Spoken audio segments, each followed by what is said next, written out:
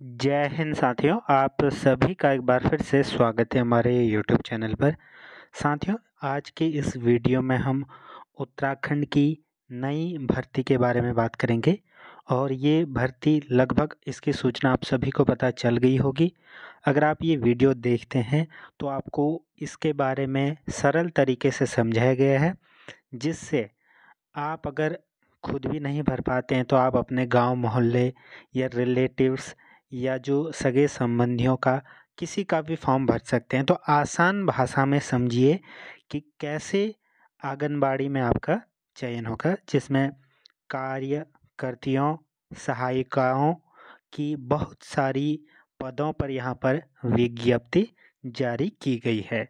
और इसमें चयन प्रक्रिया क्या रहेगी, किस गांव का कहाँ पर आयोजित कर सकता है या आवेदन कर सकता है, मेरिट कैसे बनेगी और किसको वरीयता दी जाएगी, प्रेफरेंस क्या रहेगी, कैसे फॉर्म भरना है और किस तरीके से आप फॉर्म भरें कि आपका चयन होने के जो चांसेस हैं वो बढ़ जाएं। इन सभी विषयों पर हम बात करेंगे। वीडियो को पूरा ज़रूर देखिएगा। बाकी इस चैनल पर आपको Uttarakhand, UKPSC, UK triple previous year paper, job update, BEd CTET की जानकारी दी जाती है। देखिए, ये जो अ, शासन ने जारी किया है विज्ञप्ति, इसमें सबसे पहले तो ये दिखाया गया है कि कैसे ये चयन होगा। देखिए, इसमें दो तरीके से चयन है। पहला भाग यहाँ पर दिया गया है कि जिसमें बिना विज्ञप्ति प्रकाशित किए, यानी कि वहाँ पर कोई एडवर्टाइजमेंट विज्ञप्ति नहीं जारी की जाएगी और सीधे ही वहाँ पर चयन हो जाएगा। तो किनका होगा, कैसे होगा, ये भी बात करेंगे। और उसके बाद जो महत्वपूर्ण बदलाव इसमें किया गया है कि विज्ञप्ति, यानी कि विज्ञप्ति जारी की जाएगी, उसके बाद आप ऑनलाइन आवेदन होंगे, सारी चीज़ पद भरोगे, उसके बाद उसका चयन कैसे होगा। तो भाग एक को हम सबसे पहले देख लेते हैं कि जिसमें बिना विज्ञप्ति, यानी कि बिना कोई एडवर्टाइजमेंट जारी किए जो भी निर्धारित अर्हता पूर्ण करने वाली कार्यरत सहायिकाओं में से आंगनबाड़ी कार्यकर्ती के चयन की कार्यवाही। यानी कि मान लीजिए मानदेय पर आधारित कोई ऐसे ही गांव में जब भी पद खाली होते हैं तो वो काम कर रही हैं और अच्छे ढंग से कर रही हैं, तो उनका परमानेंट कैसे सिलेक्शन हो, ये प्रक्रिया पहली वाली है। ठीक है। इसमें अनुभव का आपको सर्टिफिकेट बनाना होगा। क्या क्या है आपको यहाँ पर देखना है। रिक्त आंगनवाड़ी कार्यकर्ती के सापेक्ष आवेदन हेतु निर्धारित अर्हता पूर्ण करने पर ऐसे कार्यरत सहायिका पात्र होंगी जिसके द्वारा सहायिका के मानदेय पद पर योगदान की तिथि से 1 वर्ष की संतोषजनक सेवा अवधि पूरी कर ली हो। यानी कि मान लीजिए जब इसकी वैकेंसी आती है या जब 1 साल अगर उसने पूरा कर दिया है तो वो इस स्कीम के तहत, भाग 1 के तहत वहाँ पर परमानेंट सहायक कार्यकर्ती बन सकती हैं। ये आपको ध्यान में रखना है। मान लीजिए आप कहीं पर कार्य कर रहे हैं, 1 साल आपको हो चुका है और संतोषजनक अच्छी सेवा आपने करी है, तो आप इस प्रक्रिया के अंतर्गत आपका चयन हो सकता है। दूसरा, न्यूनतम शैक्षिक अर्हता तो इसमें भी चाहिए कि आपने उत्तराखंड द्वारा मान्यता प्राप्त किसी भी बोर्ड परिषद संस्थान से आपने इंटरमीडिएट या उसके समकक्ष कोई भी परीक्षा पास की हो। ठीक है। अब निवास की बात करें तो निवास, मान लीजिए जैसे ग्राम आपका जो भी हो, उसी राजस्व ग्राम की स्थायी निवासी होनी चाहिए। मान लीजिए आपका गांव है और वो किसी अन्य आप कहने का मतलब है कि आप उसी गांव में अप्लाई करेंगे जहां पर आपका जो पटवारी क्षेत्र है। जैसे आप जिस गांव में कार्यरत हैं सहायिका के पद पर, तो उसी केंद्र और उसी गांव पर ही आप जो है अप्लाई कर पाएंगे और वहीं पर की क्या कार्यकर्ती आप बन पाएंगे। तो ये कुछ बातें आपको जाननी जरूरी हैं। ठीक है। ऐसे शहरीय क्षेत्र के लिए आवेदक उसी वार्ड की स्थायी निवासी होनी चाहिए जिस वार्ड में संबंधित आंगनवाड़ी केंद्र स्थापित किया गया है। ठीक है। तो ये सारी बातें आपको यहाँ पर ध्यान में रखनी है। कुल मिलाकर के 100 बात की एक बात यह है कि आप तभी अप्लाई कर पाएंगे जब आप उसी वार्ड या उसी गांव या उसी राजस्व क्षेत्र की आप क्या हो, रहने वाले हों, और आपके पास स्थायी प्रमाण पत्र भी होना चाहिए। इसका ध्यान रखना। अब कईयों का ये प्रश्न आता है कि जैसे शादी होने के बाद हम कहीं शिफ्ट हो गए तो इसके लिए भी आपके पास प्रमाण पत्र बनाने पड़ते हैं, वो आगे मैं यहाँ पर आपको बताऊँगा। ठीक है। ये तो हो गया कि चयन कैसे होगा जो महत्वपूर्ण बातें थी वो मैंने बताई। दूसरा, यहाँ पर चयन समिति इस प्रकार से गठित की गई है जो इन सभी चीज़ों को यहाँ पर देखेगी। अब देखिए चयन की प्रक्रिया क्या होगी। चयन की प्रक्रिया का आपका जो जो तरीका है वो इस प्रकार से है कि प्रक्रिया से पूर्व समय समय पर आकस्मिक रूप से, यानी कि जो रिक्त पद आते रहते हैं टाइम टू टाइम, तो वहाँ पर बिना विज्ञप्ति के आधार पर आंगनबाड़ी सहायिकाओं से कार्यकर्तियों के मानदेय पदों पर चयन की कार्यवाही की जाएगी। इस प्रक्रिया में संबंधित बाल विकास परियोजना अधिकारी एवं जो आंगनबाड़ी सहायिका से भरे हुए रिक्त आंगनबाड़ी कार्यकर्ती के मानदेय पदों के सापेक्ष संबंधित आंगनबाड़ी सहायिकाओं को लिखित रूप में सूचित करना होगा। देखिए चयन के लिए आपके पास ये अभिलेख उपलब्ध करवाने होंगे। आवेदन पत्र, बाल विकास परियोजना अधिकारी द्वारा निर्गत संतोषजनक सेवा विषयक अनुभव प्रमाण पत्र जो मैंने अभी आपको बताया। फिर ये सारे आपको ये सर्टिफिकेट बनवाने होंगे। ये तो उनके लिए हैं जो कार्य कर रहे हैं और आपका बिना विज्ञप्ति के चयन हो रहा है उनके लिए है। ठीक है, अभी जो मेन विज्ञप्ति वाली बात है उसको मैं अभी बताऊंगा। ठीक है, मेरिट कैसे बनानी है। मेरिट इस प्रकार से बनेगी।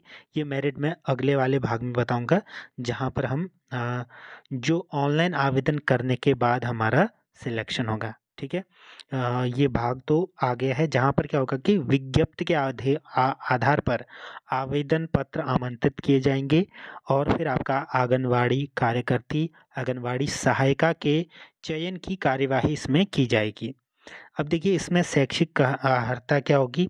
वही है आपने 12वीं पास इसमें करा हो न्यूनतम, यानी कि उसके लेवल का कोई भी आपने परीक्षा पास करी है तो आप इसके लिए क्या होंगे, अहर्त होंगे, एलिजिबल होंगे, आप ये फॉर्म भर पाएंगे। आयु सीमा, क्योंकि विज्ञप्ति जारी होगी तो इसमें आयु सीमा भी है 18 वर्ष से 35 वर्ष, यानी कि 18 से 35 वर्ष आपको होने चाहिए। आप इसके लिए जो है एलिजिबल हैं। देखिए इसमें अब चयन के लिए क्या होगा कि एक बार तो जून जून एवं दिसंबर में की जाएगी। ठीक है, कार्यवाही हर वर्ष जून एवं दिसंबर में की जाएगी। तो न्यूनतम और अधिकतम आयु की गणना जून में प्रकाशित विज्ञापन के लिए आपका होगा उसी वर्ष की 1 जनवरी को और दिसंबर के लिए 1 जुलाई को मान्य होगी। ये आपका आयु के लिए है।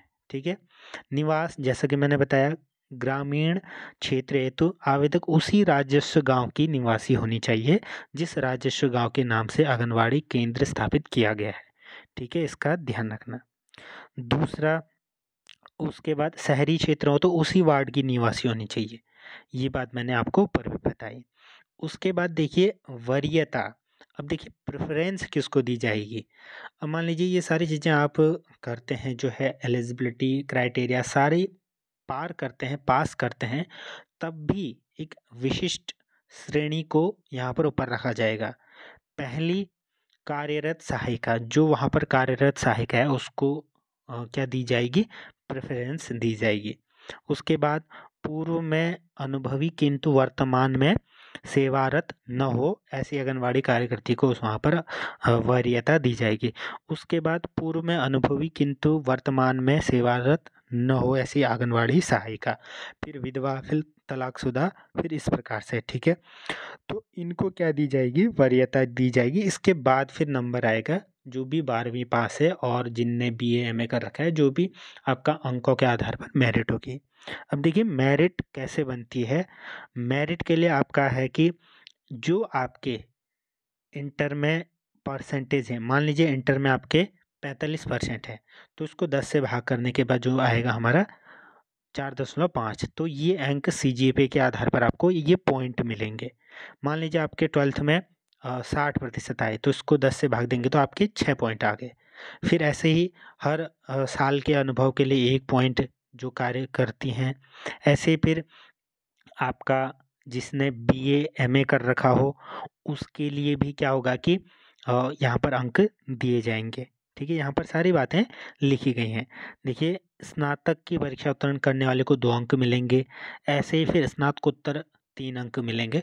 तो कुल मिलाकर के इस प्रकार से क्या बनेगी, एक मेरिट लिस्ट बनेगी और उसके बाद आपका क्या होगा, इसमें चयन होगा। तो मैंने आपको बताया कि सबसे पहली वरीयता, एक तो मैंने पहला पार्ट बताया कि जिसमें इस एडवर्टाइजमेंट के अलावा भी उस वहाँ पर बिना विज्ञप्ति के ही चयन होगा। वो किनका होगा कि जो वहाँ पर पहले से काम कर रही हैं मानदेय आधार पर या प्राइवेटली। फिर उसके बाद वो वहाँ पर मान लीजिए 1 साल पूरा हो चुका है, तो वो सारी चीज़ें अगर वो अर्हताएँ पास करती हैं, तो वो सारी चीज़ें डॉक्यूमेंट देने के बाद उनका चयन वैसे ही हो जाएगा। दूसरा है कि विज्ञप्ति के आधार पर। अब विज्ञप्ति में क्या है कि विज्ञप्ति में आपका एक तो जो 12वीं पास है वो सब भरेंगे, लेकिन इसमें भी जो मैंने बताया कि उसी गाँव का होना चाहिए, उसी वार्ड का होना चाहिए, राजस्व क्षेत्र, वो सारी चीज़ें तो होंगी। साथ में वरीयता किनको दी जाएगी? जो पहले सहायक कार्यकर्ती के रूप में कार्य कर चुकी है, सहायिका के रूप में कार्य कर चुकी है, विधवा है, या फिर जो पहले कार्य करती थी लेकिन अनुभव है लेकिन अभी नहीं कर पा रही है, तो वो सारे सर्टिफिकेट लाने के बाद उनका चयन पहले होगा। तो इस प्रकार से एक मेरिट बनेगी, एक खाका तैयार किया जाएगा, उसके आधार पर आपका चयन होगा। तुलनात्मक चार्ट चयन समिति के समक्ष प्रस्तुत करना एवं चयन की कार्यवाही ये करना होगा। तो इस प्रकार से आपका चयन होगा। ठीक है, ये सारी प्रक्रिया मैंने आपको बता दी।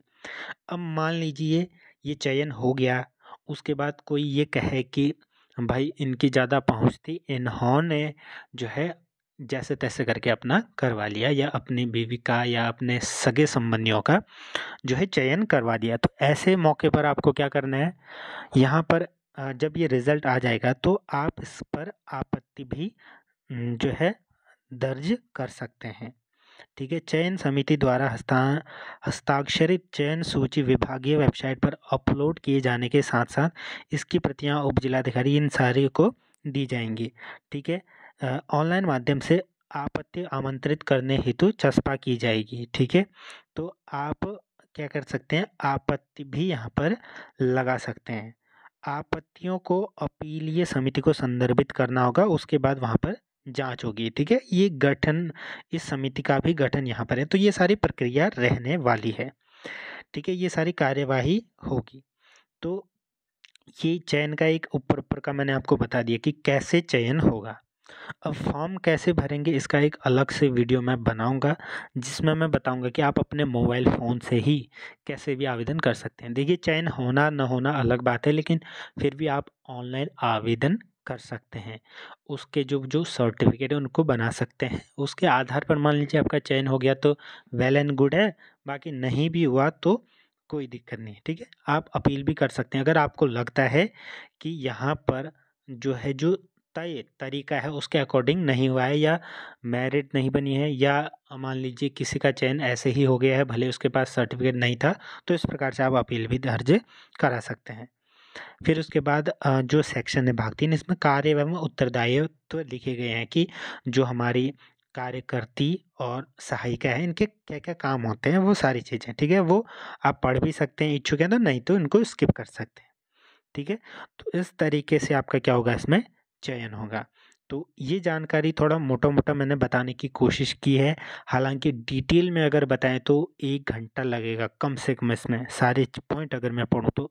ये पीडीएफ आप खुद भी पढ़ सकते हैं। मैंने थोड़ा बहुत ऊपर-ऊपर का बता दिया कि कैसे ये प्रक्रिया होगी, कैसे चयन होगा।